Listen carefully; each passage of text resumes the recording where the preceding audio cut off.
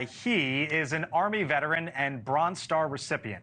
He's the Colorado Democratic Congressman Jason Crow, and he took our Joe Khalil behind the scenes into his office up here on Capitol Hill. It's the latest edition of what we call Office Space, where some of the most powerful, the most influential here in Washington take us inside their world.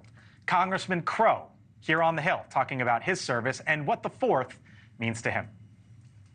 What is your pride and joy in this office here? Well, one of the things that I have always come back to is this piece of shrapnel that was lodged in my body armor during a training exercise in Afghanistan in 2005. It was just proof that equipment matters, right? As we're sitting here supporting our troops and doing things for our soldiers overseas. I was leading my platoon of paratroopers during the invasion of Iraq, and we fought in the Battle of Asamoah, which was the largest sustained urban combat that the 82nd Airborne Division had been in since World War II. It was almost a week-long battle, street to street, house to house at certain times.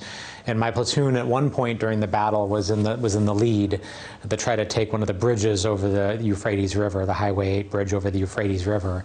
And I led my platoon in that battle, which was almost an all-day long firefight at one point. And that's how I earned the Bronze Star. Why did you ultimately decide to run? Well, I love our country. I'm a patriotic American. And I think people that say, you know, you've done your service and you should move on, sometimes don't understand what service is like.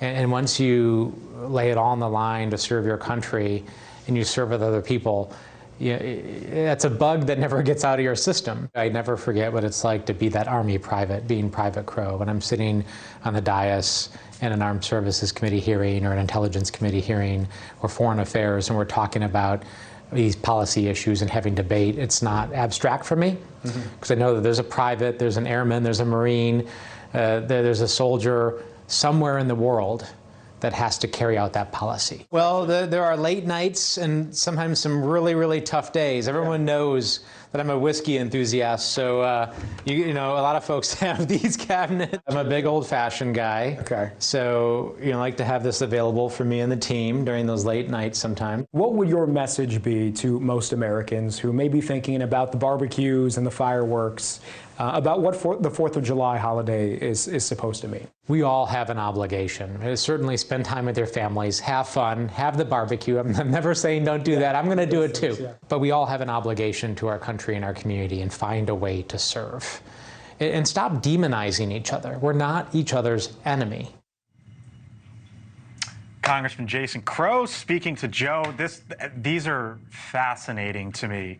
You did this recently with Brian Mast, another veteran. I mean, to see Jason Crow hold the shrapnel and say it's not abstract for me. You know, Brian Mast, 43, Jason Crow, 45. They were kids, right? 15, 20 years ago in war, and here they are as member of Congress. What a fabulous guy. Yeah, it was impressive to see, and when we do these things, I love it too, because it does humanize them, and it shows you what their priorities are. And for God's sakes, the piece of shrapnel, he told us the story, you know, one of his comrades looked at him and said, hey, dude, your chest is on fire, your chest is smoking, and he pulled it out, right? Oh my gosh. When you ask, you know, what does the 4th of July mean to you, obviously that perspective is really important, and it's important to have those voices in Congress. For sure.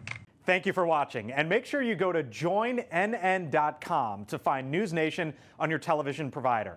And don't forget to click the red subscribe button below to get more of NewsNation's fact-driven, unbiased coverage.